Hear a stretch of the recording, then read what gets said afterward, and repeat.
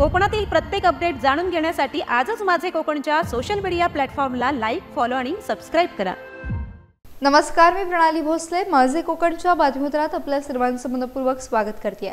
बातमीपत्राला सुरुवात करण्याआधी पाहूयात हेडलाईन्स। शिवसेना उद्धव बाळासाहेब ठाकरे पक्षाचा जाहीरनामा प्रसिद्ध।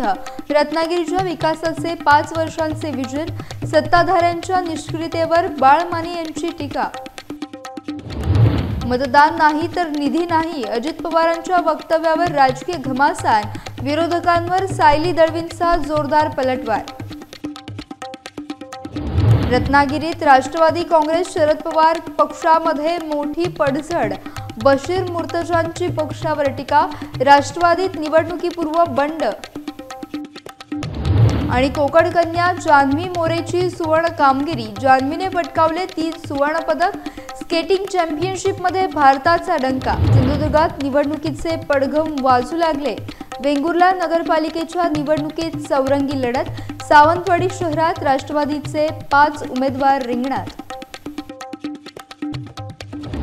ॲडव्होकेट मयुरा मोरे यांची राष्ट्रवादीत घरवापसी। शिंदे सेनेला रामराम। रोह्यात मोठी उलथापालथ। गोगावले आणि दळवींवर मोरे यांचे गंभीर आरोप।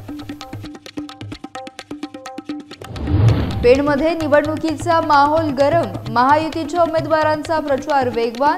प्रत्येक मतदारापर्यंत पोहोचून होतोय प्रचार। आणि निवडणुकीच्या पार्श्वभूमीवर आयजी दराडे यांचा आढावा। निर्भयपणे मतदान करा, आचारसंहिता पाळा। पोलिसांना सहकार्य करण्याचे दराडे यांचे आवाहन। पाहुयात सविस्तर वृत्त। रत्नागिरी नगर परिषदेच्या रणधुमाळीत शिवसेना उद्धव बाळासाहेब ठाकरे पक्षाने आपला पंचवार्षिक विजन असलेला जाहीरनामा रत्नागिरीत प्रसिद्ध केलाय। पक्षाचे उपनेते आणि माजी आमदार बाळमाने यांच्या हस्ते हा जाहीरनामा औपचारिकरित्या प्रकाशित करण्यात आला। यावेळी माने यांनी सध्याच्या सत्ताधाऱ्यांच्या निष्क्रिय कारभारावर जोरदार टीका केली आहे। गेल्या 4 वर्षांपासून रत्नागिरी नगर परिषदेचा कारभार राज्य सरकारच्या प्रतिनिधींमार्फत म्हणजेच पालकमंत्र्यांमार्फत चालवला जात आहे। पालकमंत्र्यांना वन मॅन शो प्रमाणे काम करण्याची पूर्ण संधी मिळाली असतानाही शहराच्या समस्या आजही कायम आहेत असं माने यांनी निदर्शनास आणलंय। केवळ आश्वासने न देता नागरिकांच्या नेमक्या गरजा आणि शहराच्या समस्यांवर सखोल भूस्तरीय संशोधन करून हा जाहीरनामा तयार केल्याचं बाळमाने यांनी स्पष्ट केलंय। माझी 9 दिवसाची जी 2 नोव्हेंबर ते 11 नोव्हेंबरची पदयात्रा होती त्यावेळेस अनेक समस्या मला त्या माझ्या 99 किलोमीटरच्या पदयात्रेमध्ये आमच्या उमेदवार शिवानी राजेश सावंत शिवानी मिहिर माने यांनी सुद्धा पाहिल्या, कार्यकर्त्यांनी पाहिल्या। आणि म्हणून बरोबर आज 18 दिवसापासून म्हणजे 8 दिवसांनी 2 डिसेंबरला मतदान होणार आहे।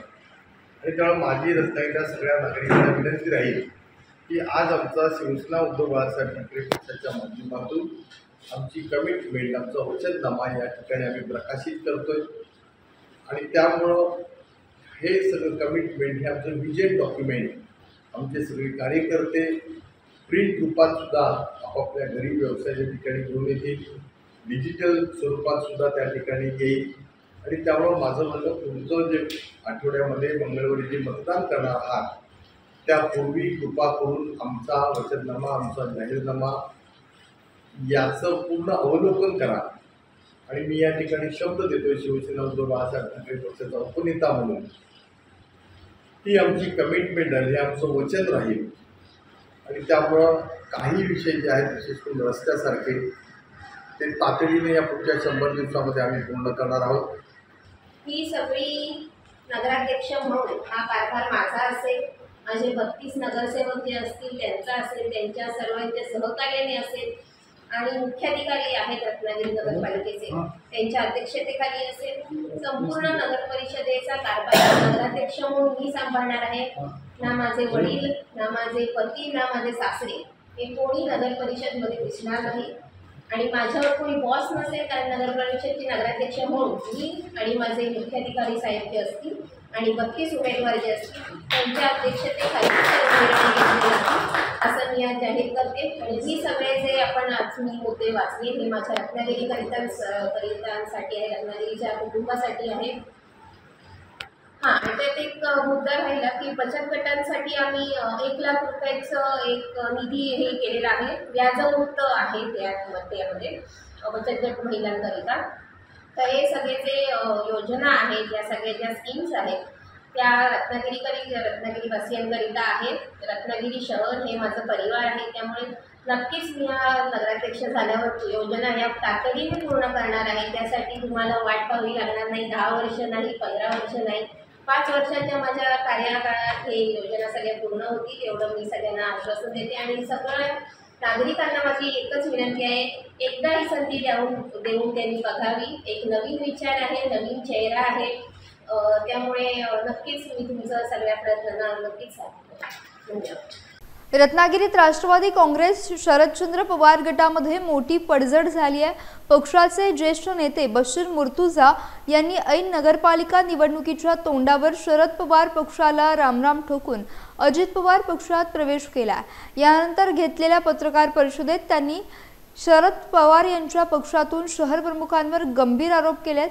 शहर प्रमुख केवळ एका जागेसाठी लाचार आहेत. स्वतःच्या विजयासाठी त्यांनी पक्षाची बाजू कमकुवत करत उद्धव ठाकरे गटाशी जुळवून घेतलाय. ही पक्षाची गद्दारी आहे असा खळबळजनक दावा मुर्तुजा यांनी केलाय. मुर्तुजा यांनी आपल्यावर झालेल्या अन्यायावर देखील बोट ठेवलाय. शहर प्रमुख आणि निरीक्षकांचे मॅनेजमेंट झाल्याचे पुरावे आपल्याकडे असून योग्य वेळी ते बाहेर काढेन असा इशारा देखील मुर्तुजा यांनी दिलाय. त्यांच्या बंडखोरीमुळे शरद पवार पक्षात आणि महाविकास आघाडीला मोठा फटका बसण्याची शक्यता आहे. नगराध्यक्ष पदाची निवडणूक ही आम्हाला एवढ्यासाठी पाहिजे की प्रत्येक कानाकोपऱ्यामध्ये नगराध्यक्षाची निशाणी गेली पाहिजे. ते तो देऊयात बघूयात करूयात करून त्यांनी वेळ काढला आणि शेवटचा दिवस असताना देखील त्यांनी आम्हाला 12 सीट देतो म्हणून सांगितलं. त्यामध्ये जर 3 सीटला आम्ही मैत्रीपूर्ण लढते करूयात म्हणून सांगितलं आणि मागावून हे मला मंजूर नव्हतं. मी नगराध्यक्ष पदासाठी तयारी केली होती. मी वेगळा निर्णय घेतला आणि त्यांनी त्या 12मधनं पुन्हा 3 कापून 9च दिले आणि त्या 9त सुद्धा 3 त्यांनी आपले उभे केले. अशा प्रकारे पूर्णपणे त्या उभाटाच्या लोकांनी काँग्रेसला आणि शरद पवार राष्ट्रवादीला पूर्ण फसवलेलं आहे. म्हणजे लोकांना फसवलंय, कार्यकर्त्यांना फसवलंय. सुरुवातच जर अशी असेल की मला सर्व पाहिजे, सर्व जे काय माझंच आहे, तर भविष्यातील 5 वर्षात काय होईल याचा विचार जनतेने केला पाहिजे. नंबर 2, त्यानंतर आम्हाला आमच्या अस्तित्वाची लढाई करायची होती. आम्हाला आमचे कार्यकर्ते सांभाळायचे होते. आम्ही अशा पक्षात गेलो जो सन्माननीय अजितदादा पवारांचा पक्ष आहे. आम्ही त्यांच्यावर एकत्र पूर्वी काम केलेलं आहे. पूर्वीची आमची राष्ट्रवादी आहे आणि सर्व धर्म समभाव मानणारा पक्ष आहे. आणि मग आम्ही त्या पक्षातून उमेदवारी घेतली. ऐनवेळी जेवढे सीट आम्हाला जमतील तेवढ्या उभ्या केल्या आणि आम्ही ही लढाई लढत आहोत. आम्हाला प्रतिसाद देखील चांगला मिळत आहे. निवडणूक लढवायचा हक्क सर्वांना आहे. म्हणजे जे आता उमेदवार उभे आहेत त्यांच्या विरोधात मी काही बोलणार नाही. कारण का प्रत्येकाकडे काही ना काही क्षमता असते, प्रत्येकाकडे काही ना काही क्षमता आहे. आणि सर्वात चांगलं हे आहे की यावेळेला महिला आरक्षण आहे. प्रथमच संधी मिळते रत्नागिरी शहरामध्ये पुन्हा महिलेला जाऊन त्या ठिकाणी प्रतिनिधित्व करण्याची, शहराचा विकास करण्याची. आता रत्नागिरी शहर हे जिल्ह्याचं ठिकाण आहे आणि ह्या जिल्ह्याचं ठिकाण असल्या कारणाने इथे ज्या ज्या सुविधा हव्या त्या नाही आहेत, त्या मिळत नाही. राष्ट्रवादी काँग्रेस पार्टी आणि महायुतीच्या संयुक्त मिटिंग पार पडल्या. त्यामध्ये राष्ट्रवादी काँग्रेसला रत्नागिरी शहरामध्ये 2 सीट देतो असं आश्वासन दिलं गेलं होतं. आम्ही 4 सीट मागितल्या होत्या, परंतु शेवटपर्यंत आमच्या तोंडाला मानसिकता गेली. आम्ही शेवटपर्यंत प्रयत्न केले की आम्हाला 2 सीट मिळाव्यात आणि आदल्या दिवशी आमची 1 सीट होती, तिथेही महायुतीतल्या शिंदे गटाने नगरसेवकाचा फॉर्म भरला. आणि मग आम्ही ठरवलं की आता जेवढी लोक असतील त्यांना घेऊन आपण महायुतीतनं बाहेर पडायचं आणि आपण इंडिपेंडेंटली लढायचं. आणि त्याच वेळेला आमच्या बरोबर वशीरभाई आणि राजेंद्रदा आणि ती संपूर्ण टीम आमच्यावर आली. आम्ही विकासाच्या मुद्द्यावर ही निवडणूक लढतोय. लांजा राजापूर वगळता पूर्ण जिल्ह्यामध्ये आमच्या पक्षाचे उपमुख्यमंत्री आहेत ज्यांनी खऱ्या अर्थाने रत्नागिरीचा विकास केला, ते सुनीलजी तटकरे आहेत. त्यांच्यासह आम्हालाही फसवलं गेलं. त्यामुळे आम्ही वेगळे लढतोय. विकासाच्या मुद्द्यावर आम्ही लढतोय. आमच्याबद्दल काही अफवा पसरवल्या गेल्यात की आम्हाला कोणीतरी उभं केलं, तसं काही नाही. रत्नागिरीची जनता सुज्ञ आहे, आम्हाला कोणी उभं करण्याचा प्रश्नच येत नाही. आणि जो कोण असं म्हणत असेल त्यांनी श्रीदेव भैरी आहे, सगळेच जण भैरीबुवाला मानतात, त्यांनी तिथं यावं आणि शपथ घ्यावी. आम्ही विकासाच्या मुद्द्यावर शहरासाठी गेलेलो आहोत. शहरामध्ये गेले 10 वर्षात अनेक प्रश्न प्रलंबित आहेत. सगळे प्रमुख जे निवडून आलेले आहेत ते महायुतीचे आलेले आहेत, तरीही कुठेतरी आम्ही असं मानतो 80% काम शिल्लक आहे. तर ते करण्यासाठी विकासाच्या दृष्टीने आम्ही बशीरभाई, राजेंद्र आणि बाप्पा सावंत असेल, आमची संपूर्ण टीम असेल, आम्ही महायुतीतनं बाहेर पडू. आम्ही विकासाच्या मुद्द्यावर राष्ट्रवादी काँग्रेस पार्टी, जी रत्नागिरीमध्ये सगळ्यांना माहिती आहे, खऱ्या अर्थाने रत्नागिरीचा विकास सुनीलजी तटकरे साहेबांनी निधी दिल्यामुळे झाला आहे, हे सर्वांना माहिती आहे. त्यामुळे आम्ही विकासाच्या मुद्द्यावर ही निवडणूक लढतोय. राष्ट्रवादी काँग्रेसचे राष्ट्रीय अध्यक्ष अजित पवार यांच्या मतदान न झाल्यास निधी मिळणार नाही या वक्तव्यावरून सध्या राजकीय वर्तुळात मोठी चर्चा सुरू आहे. या वक्तव्याचा विरोधकांकडून राजकीय स्वार्थ साधण्याचा प्रयत्न होत असल्याची टीका राष्ट्रवादी काँग्रेसच्या प्रदेश प्रवक्त्या सायली दळवी यांनी केली आहे. विरोधकांनी दिशाभूल करण्याचा प्रयत्न करू नये असं आवाहन देखील त्यांनी यावेळी केलं आहे. दादांच्या वक्तव्यामागे विकासाचीच भूमिका होती असं दळवींनी अधोरेखित केलं आहे. मतदान झाले नाही तर निधी मिळणार नाही या दादाच्या वाक्याचा चुकीचा अर्थ आणि अपप्रचार विरोधकांकडून केला जात आहे. पण दादाने आपल्या जाहीर भाषणात हे स्पष्ट केलेलं आहे की निधी मिळवण्यासाठी इच्छाशक्ती, प्रामाणिक हेतू आणि काम करण्याची तयारी या गोष्टी महत्वाच्या असतात. गेले 35 वर्ष याच तत्वाच्या आधारावरती मी काम करत आलेलो आहे आणि मी ज्या ज्या ठिकाणी विकासाचं आणि निधीचं वचन दिलं आहे तेथे मी पूर्ण केलेलं आहे. दादाच्या विकासाचा कामाचा वादा हा महाराष्ट्रातील सर्वच जनतेला त्या ठिकाणी ज्ञात आहे.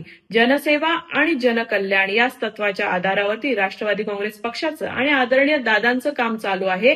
त्यामुळे विरोधकांनी किती जरी अशा खोट्या अफवा पसरवण्याचा प्रयत्न केला तरी महाराष्ट्राची सुज्ञ जनता त्यांना शून्यापेक्षा जास्त किंमत देणार नाही, एवढंच मी त्या ठिकाणी म्हणेन. धन्यवाद. जय हिंद, जय महाराष्ट्र, जय राष्ट्रवादी. महाराष्ट्राच्या कोकण कन्येनं आंतरराष्ट्रीय स्तरावर भारताचा झेंडा उंचावलाय. रत्नागिरी जिल्ह्यातील खेड तालुक्यातील ऐनवली गावची जान्हवी मोरे हिने नुकत्याच झालेल्या स्केटिंगच्या इंड्युरन्स वर्ल्ड चॅम्पियनशिपमध्ये 3 सुवर्ण पदकांची कमाई केली आहे. पुणे जिल्ह्यातील करसरसई येथे ही स्पर्धा आयोजित करण्यात आली होती. जान्हवीने 12 वर्षाखालील मुलींच्या गटातून 20 सेकंद, 2 मिनिटे आणि 5 मिनिटे या 3ही प्रकारांमध्ये अव्वल स्थान मिळवले. या चॅम्पियनशिपमध्ये Bharat, Nepal, Sri Lanka, UAE, Saudi Arabia, Maldives, Kenya आणि फिलिपाईन्ससह 10 देशांचे स्पर्धक सहभागी झाले होते.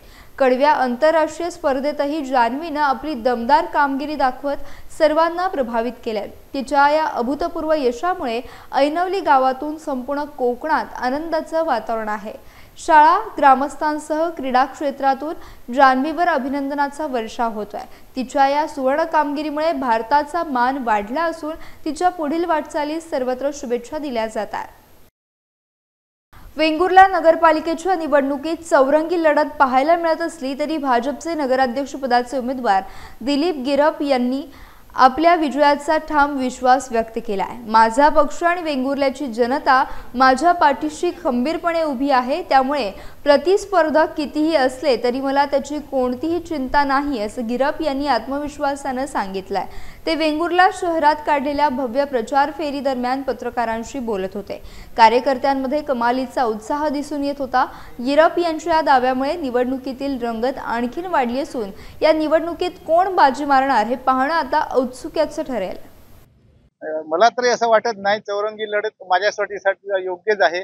चौरंगी लढत होऊ देत किंवा एकाच एक लढत झाली तरी मला स्वतःला खात्री आहे, कारण भारतीय जनता पक्ष माझ्या सोबत आहे. त्यामुळे मी भारतीय जनता पार्टीचा नगराध्यक्ष म्हणून नक्कीच निवडून येणार. भारतीय जनता पक्ष माझ्यासोबत मागच्या 7-8 वर्ष आहेत. विशाल परब यांची आज आमच्यासोबत आज प्रचाराला सुरुवात झालेली आहे.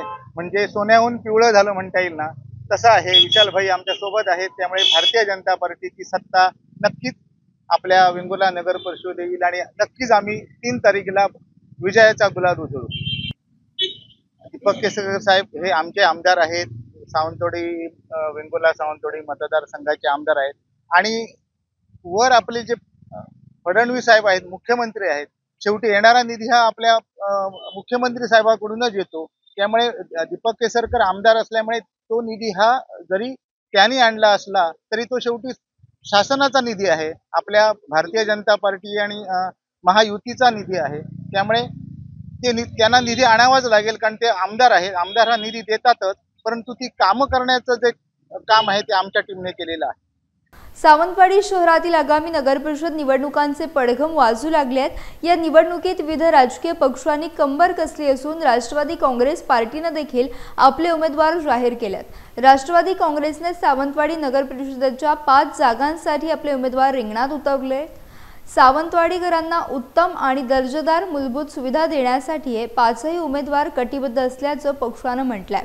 निवडणुकीच्या रणधुमाळीत राष्ट्रवादी काँग्रेसने आपले 5ही उमेदवार प्रचंड बहुमतानं निवडून येतील असा दृढ निर्धार केला आहे.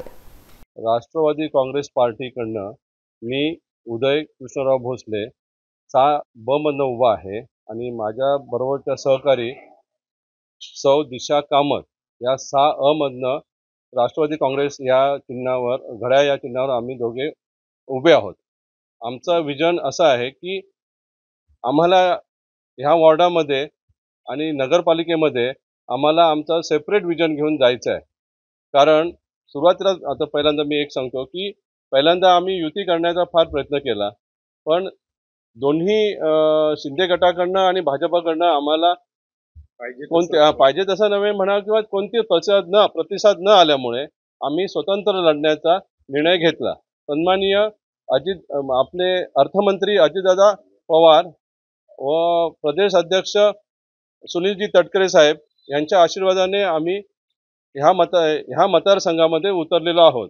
राष्ट्रवादी काँग्रेसचं विजन असं आहे की आम्हाला पहिल्यांदा रस्ते चांगले करायचे आहेत, चांगले गटार सुधारायचे आहेत, धूरमुक्त डासमुक्त सावंतवाडी करायची आहे. हे लोकांचे जे काही विषय आहेत आणि पहिल्यांदाच मी असा एक मुद्दा घेतलेला आहे की लोकांच्या विनंतीवरून किंवा लोकांच्या सांगण्यावरून त्यांना जो विकास त्यांना अपेक्षित आहे तो विकास ह्या वॉर्डामध्ये करण्याची जबाबदारी ही माझी राहील. पण इथल्या नगरवासीय किंवा इथल्या वॉर्डातील लोकांचा विचार घेऊनच ह्या भागामधलं आम्ही काम करणार आहोत आणि भ्रष्टाचार मुक्त असं काम आम्हाला ह्या वॉर्डामध्ये करून दाखवायचं आहे. हे एकमेव उद्दिष्ट डोळ्यासमोर ठेवून मी आणि माझे सहकारी आम्ही ह्या 6 अ आणि 6 ब मध्ये प्रचाराला सुरुवात केलेली आहे आणि आम्ही ह्याच्यामध्ये सहभागी झालेलो आहोत. सावंतवाडीला स्मार्ट सिटी बनवण्याचा मानस असून सावंतवाडी हा काँग्रेसचा पारंपरिक बालेकिल्ला राहिलाय. त्यामुळे येथील जनता पुन्हा एकदा काँग्रेसला साथ देईल आणि सावंतवाडी नगरपालिकेवर काँग्रेसचा झेंडा अभिमानाने फडकेल असा ठाम विश्वास काँग्रेसच्या नगराध्यक्षपदाच्या उमेदवार साक्षी वंजारी यांनी व्यक्त केला. त्या त्यांच्या प्रचार फेरी दरम्यान सावंतवाडीच्या विविध प्रभागातील मतदारांशी संवाद साधताना बोलत होत्या. येत्या निवडणुकीत जनता विकासाच्या मुद्द्यावर काँग्रेसलाच पसंती देईल असा विश्वास वंजारी यांनी व्यक्त केला आहे. नक्कीच विजन खूप चांगलं आहे. सर्व प्रभागांमध्ये किमान माझे 6 प्रभाग फिरून झालेले आहेत. सावंतवाडीच्या ज्या बेसिक समस्या आहेत, जसे पाण्याचा प्रश्न असेल, रस्त्याचा प्रश्न आहे, स्ट्रीट लाईट असेल, साफसफाई होत नाही, नाले सफाई होत नाही, ड्रेनेजचा विषय आहे, हे सर्व नॉर्मल हे जे विषय आहेत हे तर आपण घेणारच आहोत. पण शिवाय आपल्याकडे विजन खूप चांगलं आहे. आपण चांगल्या विजनने आज आपण उतरणार आहोत. मला वाटतं की सध्या विजनरी एक व्यक्तिमत्व म्हणून माझ्याकडे नगराध्यक्ष म्हणून बघितलं जातं. फक्त जिल्हाच नव्हे तर जिल्ह्याच्या बाहेर सुद्धा मी वेगवेगळे प्रोजेक्ट मी बघून आलेले आहे. त्यामुळे उद्या जर ह्या नगरीचा जर विकास जर करायचा असेल, सावंतवाडी जर सुंदरवाडी जर बनवायची असेल तर स्मार्ट सिटी कशी असायला हवी या पद्धतीचं पुढचं नियोजन आम्ही पुढच्या सत्रात घेणार आहोत. तो आमच्या जाहीरनाम्यामध्ये सुद्धा असेल. ते नक्कीच एक चांगलं विजन घेऊन आम्ही उतरणार आहोत. नक्की याचा परिणाम नाही होणार, उलट चांगला परिणाम होतोय पॉझिटिव्ह. कारण आज काँग्रेस हा काँग्रेसचा बालेकिल्ला आहे. खरं म्हणायला गेलं तर काँग्रेसने आज 20 वर्षापूर्वी सुद्धा सत्ता गाजवलेली आहे. काँग्रेसने खूप चांगली कामं केलेली आहेत. या सावंतवाडीचा पाया काँग्रेसने घातलेला आहे. त्यामुळे लोकांचा काँग्रेस पक्षावरती आणि त्यांच्या उमेदवारांवरती विश्वास आहे. आजपर्यंत आम्ही कुठेही आजपर्यंत पक्ष नाही बदलला. ही एक आमची जमेची बाजू आहे. आज मोठ्या प्रमाणामध्ये अल्पसंख्याक आहे ज्यांच्या बाजूने काँग्रेस पक्ष नेहमी राहिलेला आहे. मुस्लिम वोटर्स आहे, कॅथलिक वोटर्स आहेत, ते पूर्वीपासून पारंपरिक वोटर आहेत. सगळ्यात महत्वाचं म्हणजे मला मुद्दाम या निमित्ताने सांगावंसं वाटतं की उभाटा गटावरती लोक किती विश्वास ठेवतील. आपण जनतेमध्ये एक संभ्रम आहे. कारण कणकवलीमध्ये त्यांनी जी आघाडी शहर विकास आघाडी केलेली आहे याच्यामध्ये तुम्ही शिंदे आणि तुम्ही आज उद्धव ठाकरे एकत्र लढतायत. तुम्ही लोकांची फसवणूक करताय असा याचा एक अर्थ होतो. कारण हा मुद्दा मलाही पटत नाहीये. आता त्यांनी हे सर्व गोष्टींचा विचार करून शहर विकास आघाडी करायला हवी होती. कारण सगळीकडे आपण आज महाविकास आघाडी म्हणून जर आपण लढलेलो आहोत तर आज आपण एका विचारसरणीच्या विरोधात, एका व्यक्तीच्या विरोधात नाही आहोत. आपल्याला विचारधारेबरोबर चाललेलो आहोत आपण. आणि समविचारी पक्ष आज आपण एकत्र महाविकासमध्ये असताना आपण अशा पद्धतीची शहर विकास आघाडी करण्याची काहीच गरज नव्हती असं मला वाटतं. लांजा नगरपंचायत निवडणुकीच्या रणधुमाळीत आता विजयाचे दावे प्रतिदावे सुरू झालेत. याच पार्श्वभूमीवर रत्नागिरी जिल्ह्याचे एक महत्त्वाचे नेते आमदार किरण सामंत यांनी एक मोठा दावा केलाय. लांजा नगरपंचायत निवडणुकीतील त्यांचा नगराध्यक्षपदाचा उमेदवार 4000 मतांहून अधिक मतांनी विजयी होईल असा दावा किरण सामंत यांनी केला आहे. माझ्या आमदारपदाचा पदभार स्वीकारून 1 वर्ष पूर्ण झालं. त्यामुळे मी सर्व राजापूर, लांजा, साखरपा मतदारसंघातील माझ्या सर्व मतदारांना आभार मानतो, तसेच शुभेच्छा देखील देतो. आता लांजा असेल, राजापूर असेल, या दोन्ही नगरपंचायत आणि नगरपरिषदेची निवडणूकची धामधूम सुरू आहे. आज आम्ही आमच्या लांजा नगरपंचायतच्या महायुतीच्या माध्यमातून पक्ष कार्यालयाचं उद्घाटन केलं. मला या ठिकाणी पूर्ण खात्री आहे की महायुतीच्या माध्यमातून माननीय देवेंद्रजी फडणवीस साहेब असतील, माननीय उपमुख्यमंत्री एकनाथ शिंदे साहेब, माननीय उपमुख्यमंत्री अजितदादा पवार, खासदार नारायण राणे साहेब, माननीय रवींद्रजी चव्हाण साहेब आणि रत्नागिरी जिल्ह्याचे पालकमंत्री उदय सामंत यांच्या माध्यमातून आम्ही जे महायुतीचं या ठिकाणी जे पॅनल तयार केलं, जे 17 उमेदवार नगरसेवक म्हणून आहेत आणि एक नगराध्यक्षपदाचा उमेदवार आहे, हे सर्वच्या सर्व उमेदवार निवडून येतील याची मला पूर्ण खात्री आहे. आणि महायुतीच्या माध्यमातून आमची प्रचार यंत्रणा देखील योग्य रीतीने चालणार. मला रांजावासियांवरती पूर्ण अभिमान आहे आणि मला सांगायला या ठिकाणी आनंद होतो की मला महायुतीने गेल्या विधानसभेमध्ये सुमारे 2000 लांजा नगरपंचायत क्षेत्रामध्ये सुमारे 2000 मताचं मताधिक्य दिलं होतं. आणि त्याच्यानंतर जे राजन साळवी साहेब होते, अविनाश लाड साहेब होते, यांनी देखील ह्या आमच्या पक्षामध्ये प्रवेश केला आणि त्यामुळे महायुतीची ताकद अधिक वाढली. त्याच्यामुळे आमच्या ह्या नगराध्यक्षाच्या उमेदवाराचं मताधिक्य सुमारे 4000पेक्षा अधिक असेल ही मला पूर्ण खात्री. आणि 17च्या 17 उमेदवार हे फार मोठ्या मताधिक्याने निवडून येतील. रोह्यातून एक मोठी राजकीय बातमी समोर येते. शिंदे गटाला रामराम ठोकत ॲडव्होकेट मयुरा मोरे यांनी पुन्हा एकदा राष्ट्रवादी काँग्रेस अजित पवार गटामध्ये प्रवेश केला. खासदार सुनील तटकरे आणि माजी आमदार अनिकेत तटकरे यांच्या उपस्थितीत त्यांच्या घर वापसीचा हा सोहळा पार पडला. या पक्षप्रवेशामुळे रोह्याच्या राजकारणात पुन्हा एकदा मोठी उलथापालथ झाली आहे. मोरे यांनी शिंदे गटाच्या नेत्यांवर गंभीर आरोप देखील केले.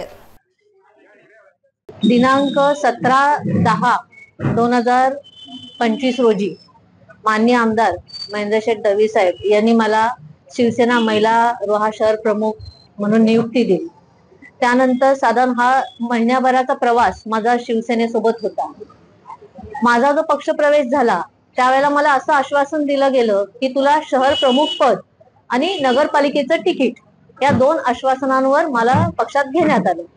पहिलं आश्वासन पूर्ण केलं. दुसरं आश्वासन पूर्ण करताना आमचे रोह्याचे तालुका प्रमुख ॲडव्होकेट मनोज शिंदे यांनी पक्षप्रवेश झाल्यानंतर 8 दिवसापासूनच मला प्रचंड त्रास द्यायला सुरुवात केली.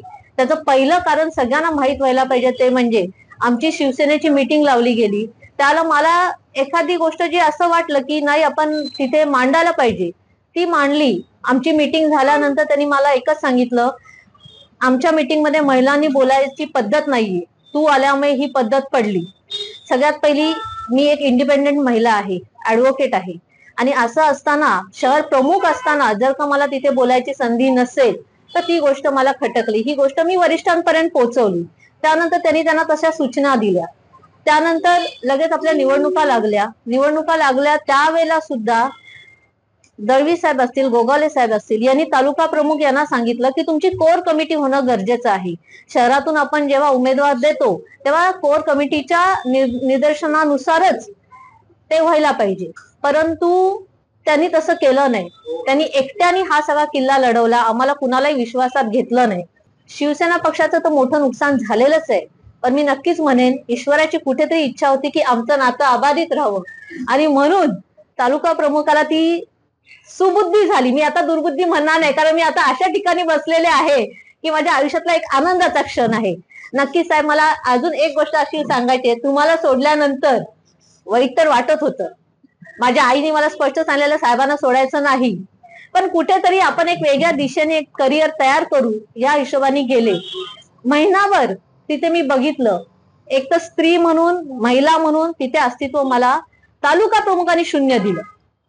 मी आमच्या वरिष्ठ नेत्यांबद्दल आता काही बोलणार नाही, एवढंच बोलेन त्यांना इथला अभ्यास नाहीये आणि त्यांच्यामुळे त्यांच्या हातून ह्या घटना गोष्टी झालेल्या आहेत. पोलादपूरलाच एक नवा चेहरा मिळालाय. नेहा सचिन मेहता यांची पोलादपूरच्या 8व्या नगराध्यक्षपदी बिनविरोध निवड झाली आहे. या निवडीमुळे शहरवासियांमध्ये उत्साहाचं वातावरण आहे.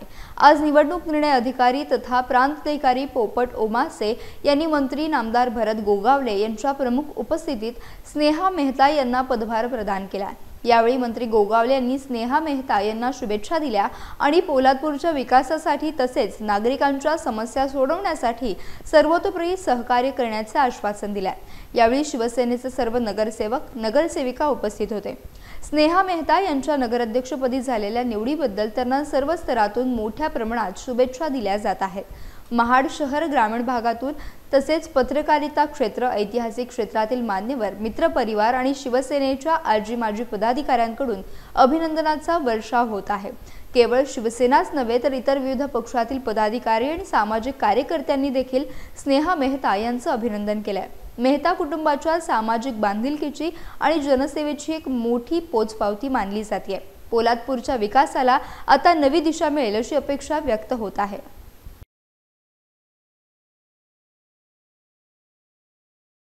पेण नगरपालिका सार्वत्रिक निवडणुकीची रणधुमाळी सध्या शिगेला पोहोचली आहे. भाजप, राष्ट्रवादी आणि आरपीआय महायुतीचे उमेदवार प्रत्येक मतदारांपर्यंत पोहोचून जोरदार प्रचार करत आहेत.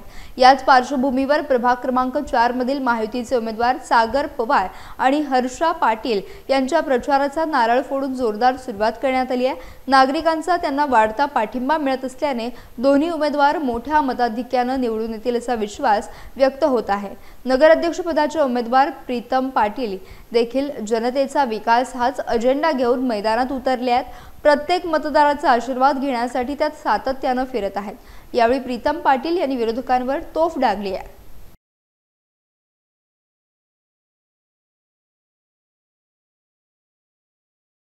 रायगड जिल्ह्यातील 10 नगरपालिका निवडणुकांच्या पार्श्वभूमीवर कोकण परिक्षेत्राचे पोलीस महानिरीक्षक संजय दराडे यांनी जिल्ह्याच्या सुरक्षा व्यवस्थेचा आणि निवडणूक तयारीचा सखोल आढावा घेतला. यावेळी त्यांनी मतदारांना निर्भीडपणे मतदान करण्याचं आवाहन केलं. रायगड जिल्ह्यात नगरपंचायत आणि नगरपरिषद निवडणुकांचा प्रचार शिगेला पोहोचला आहे. या काळात कायदा आणि सुव्यवस्था राखण्यासाठी पोलीस यंत्रणा सज्ज झाली असून विविध ठिकाणी पथसंचलन करून जनजागृती केली जात आहे. यावेळी पोलीस महानिरीक्षक दराडे यांनी महाड, माणगाव, नागोठणे, पेण आणि कर्जत यांसारख्या प्रमुख नगरपालिका क्षेत्रांना भेट देत तेथील पोलीस बंदोबस्त, कायदा आणि सुव्यवस्थेचा प्रश्न इत्यादींचा आढावा घेतला. आज या ठिकाणी रायगड जिल्ह्यामध्ये नगर परिषद, नगरपंचायत यांच्या जी निवडणूक आहे तर त्याच्या तयारीच्या अनुषंगाने या ठिकाणी बैठक घेण्यात आली. या ठिकाणी अलिबाग, रोहा, मुरुड या नगर परिषदेचा आढावा घेण्यात आला आणि राज्य निवडणूक आयोगाने जी आदर्श आचारसंहिता लावलेली आहे त्याचे योग्य पालन करण्याची सर्वांना सूचना दिलेल्या आहे आणि त्यानुसार सर्व कारवाई करण्यात येत आहे. जनतेला काय आव्हान असणार आहे, उमेदवारांना काय आव्हान असणार आहे शांततेत निवडणूक होण्यासंदर्भात? जे काही नियम आहे राज्य निवडणूक आयोगाचे त्याचे सर्वांनी पालन करावे आणि जनतेने निर्भीडपणे मतदान करावे असे आवाहन यावेळेस करतो. खेड रेल्वे स्थानक परिसर सध्या मद्यधुंद व्यक्तींच्या उपद्रवामुळे अस्वस्थ झालाय. मध्यरात्री होणाऱ्या धिंगामस्तीमुळे स्थानिक नागरिक, प्रवासी आणि पोलीस प्रशासन देखील हैराण आहे. परगाव आणि परराज्यातून येणारे काही बेवारस व्यक्ती या परिसरात कायमस्वरूपी तळ ठोकून आहेत. मद्यधुंद अवस्थेत ते मिळतील तिथे झोपतायत. कधी रेल्वेच्या बाकांवर, जुन्याखाली तर कधी चक्क पार्किंग मधील वाहनांमध्ये. यामुळे व्यापारी आणि प्रवाशांमध्ये भीतीचं वातावरण आहे. या उपद्रवी मद्यप्यांनी आता गृहनिर्माण सोसायट्यांमध्ये देखील घुसखोरी केली आहे. पार्किंग मध्ये झोपणं, मध्यरात्री आरडाओरडा करणं यामुळे महिला आणि ज्येष्ठ नागरिकांमध्ये असुरक्षेची भावना वाढली आहे. नागरिकांनी याबाबत अनेकदा पोलिसांकडे तक्रारी केल्यात। रेल्वे स्थानकात देखील हे मद्यपी अनधिकृत प्रवेश करून प्रवाशांच्या मार्गात अडथळे निर्माण करतात। त्यांना बाहेर काढण्यासाठी होमगार्ड आणि रेल्वे पोलिसांना रात्रभर धावपळ करावी लागते, ज्यामुळे त्यांच्यावर ताण वाढलाय। मागील काही दिवसात 5 ते 6 मद्यपी बेशुद्ध अवस्थेत आढळून आलेत, ज्यांना रुग्णालयात दाखल करावे लागते। त्यांची प्रकृती चिंताजनक असल्याचे समजते। वेरळ साईनगर परिसरातही अशीच परिस्थिती असल्यानं नागरिकांनी प्रशासनाकडे कडक कारवाईची मागणी केली आहे। स्टेशन परिसरात गस्त वाढवणे, मद्यपींना पुनर्वसन केंद्रात पाठवणे आणि वाढीव पोलीस बंदोबस्त तैनात करण्याची मागणी होती। ही समस्या वेळीच न सोडवल्यास गंभीर रूप धारण करू शकते अशी भीती व्यक्त केली जाते। प्रशासनाने तातडीने लक्ष घालून नागरिकांना दिलासा द्यावा अशी अपेक्षा आहे। मडगाव रेल्वे स्थानकावर रेल्वे सुरक्षा दलाच्या जवानांनी ऑपरेशन जीवन रक्षा अंतर्गत एका वृद्ध प्रवाशाचा जीव वाचवला। धावत्या ट्रेनमधून खाली उतरण्याच्या प्रयत्नात तोल जाऊन एक प्रवासी थेट ट्रेन आणि प्लॅटफॉर्मच्या फटीत पडला, ज्यामुळे उपस्थित प्रवाशांचा जीव गोठला होता। ही थरारक घटना सायंकाळी 7 वाजता प्लॅटफॉर्म क्रमांक 1 वरून सुटणाऱ्या 20-112 कोकण कन्या एक्सप्रेसमध्ये घडली। उस्मानाबादचे 66 वर्षीय गणेश लिमराज श्रीदत्त असे या प्रवाशाचे नाव असून ते मडगावहून थिविमला जात होते। प्लॅटफॉर्मवर तैनात कॉन्स्टेबल कपिल सैनी आणि हेड कॉन्स्टेबल RS भाई यांनी प्रसंगावधान राखत तत्परतेने धाव घेतली। या दोन्ही जवानांनी क्षणाचाही विलंब न करता पडलेल्या श्रीदत्त यांना बाहेर खेचलं। त्यांच्या शौर्यामुळे मोठा अनर्थ टळला आणि प्रवाशाला जीवदान मिळाले। वाचलेल्या प्रवाशाने RPF जवानांचे मनापासून आभार मानले। चालत्या ट्रेनमधून चढणे किंवा उतरणे धोकादायक आहे, हे या घटनेने पुन्हा अधोरेखित झाले आहे। प्रवाशांनी सुरक्षिततेचे नियम पाळावेत असं आवाहन रेल्वे प्रशासनाने केले आहे। रत्नागिरीतील गुहागरमधून एक महत्त्वाची बातमी समोर येते आहे। हिंदू धर्मगुरू जगद्गुरू रामानंदाचार्य नरेंद्राचार्यजी महाराज यांनी हिंदूंना हम दो हमारे दोचा नारा दिला। हिंदू राष्ट्र स्थापन करण्यासाठी आणि देशातील घटत्या हिंदू लोकसंख्येला आळा घालण्यासाठी प्रत्येक हिंदू कुटुंबाने किमान 2 अपत्ये जन्माला घालावीत असं आवाहन त्यांनी केलंय। जगभरात अनेक मुस्लिम राष्ट्र असताना एक तरी हिंदू राष्ट्र का नसावं असा सवाल करत त्यासाठी हिंदूंची संख्या वाढवणं आवश्यक असल्याचं नरेंद्राचार्यजी म्हणाले आहेत। गुहागर तालुक्यातील शृंगारतळ येथे आयोजित प्रवचन व दर्शन सोहळ्यात ते माध्यमांशी बोलत होते। त्यांच्या विधानामुळे आता राजकीय आणि सामाजिक वर्तुळात चर्चांना उधाण आलंय। अनेक जर मुस्लिम राष्ट्र आहेत, अनेक ख्रिश्चन राष्ट्र आहेत, तर आमचं हिंदूंचं राष्ट्र एक तरी असलं पाहिजे ना, की आता ज्या वेळेला इस्रायलमध्ये परिस्थिती निर्माण झाली आणि इस्रायलला हुसकावून लावण्याचा मुस्लिम देशाने प्रयत्न केला, ते आपल्या भूमीसाठी संघर्ष करतात। किती वर्ष त्यांचा स्ट्रगल चालू आहे। आमचा भारत देशामधले बहुसंख्य हिंदू संपणार आहे, कारण आम्ही 2 आणि आमचा 1 आहे ना, आणि त्यामुळे आम्ही संपणार आहोत। तर मी आपल्या माध्यमातून आवाहन करेन लोकांना, तुम्ही 2 किमान तुमची 2 असली पाहिजे, तरच हिंदू जगणार आहे, तरच हिंदू टिकणार आहे। तर तुम्ही आपले 2 वर तरी किमान थांबलं पाहिजे। 1 वर जे थांबते ते चुकीचं करताय। हिंदूंची लोकसंख्या झपाट्याने कमी होत चालली, मुसलमानांची लोकसंख्या वाढत चालली। ज्यावेळेला वोट बँक आहे, वोट बँकेचं राजकारण असतं। ही लोकशाही म्हणजे काय, वोट बँकेनं निवडून दिलेल्या माणसाला महत्त्व दिलं जातं। त्यामुळे भारत देशामध्ये हिंदूंची संख्या वाढली पाहिजे, हिंदूंनी संघटित झालं पाहिजे, त्याने आपला देव, देश आणि धर्म यांच्यावर प्रेम केलं पाहिजे आणि आमच्यासारख्या धर्मगुरूंनी त्यांच्या पाठीमागे खंबीरपणे उभं राहिलं पाहिजे असं मला वाटतं। रोहा तालुक्यातील न्हावे येथून श्री क्षेत्र शिर्डीकडे जाणाऱ्या श्री साई दत्त सेवा संस्थेच्या पदयात्रेला मोठ्या उत्साहात सुरुवात झाली आहे। यंदा या पदयात्रेचे 19वे वर्ष असून दत्त जयंती निमित्त ही भव्य पदयात्रा 25 नोव्हेंबर रोजी रवाना झाली। ही पदयात्रा 3 डिसेंबर रोजी शिर्डी येथे पोहोचणार आहे। सामाजिक सलोखा आणि एकतेचा संदेश देण्यासाठी आयोजित या पदयात्रेत विविध वयोगटातील शेकडो भाविक उत्स्फूर्तपणे सहभागी झाले आहेत। न्हावे गावातील नामांकित दत्त मंदिरात पादुकांचे दर्शन घेऊन साईबाबा मंदिर प्रांगणातून या यात्रेचा शुभारंभ करण्यात आला।